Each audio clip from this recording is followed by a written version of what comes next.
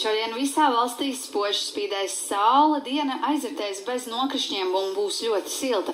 Gaisa temperatūra paaugstināsies līdz +18, +23 grādiem, vienīgi par kādu grādu vēsāks būs vietām piekrastē. Dienas vidū ultravioletā starojuma intensitāte sasniegs vidēji augstu līdz augstu līmeni, tādēļ ilgstoši tiešos saules staros nav ieteicams uzturēties. Par laiku Rīgā. Arī Rīgā šodien diena būs sausa, pārsvarā saulaina un arī silta. Gaisa temperatūra ap +20–23 grādiem, bet jau rīt daudz viet Latvijā sagaidīsim lietu. Vietām līs pat ļoti stipri un ir gaidāms arī pērkona negaiss. Rītdienā vietām austrumos negaisa laikā vēja brāzmas var pastiprināties pat līdz 20 metriem un nokrišņu summa kopumā varētu sasniegt virs 40 mm. Un tāpat nav izslēgts, ka negaiss atnesīs arī lokāli krustu Latvijas austrumos. Bet arī turpmākajās dienās par spīti nokrišņiem Latvijā laiks vēl aizvien būs silts. Šobrīd laika ziņās tas arī viss.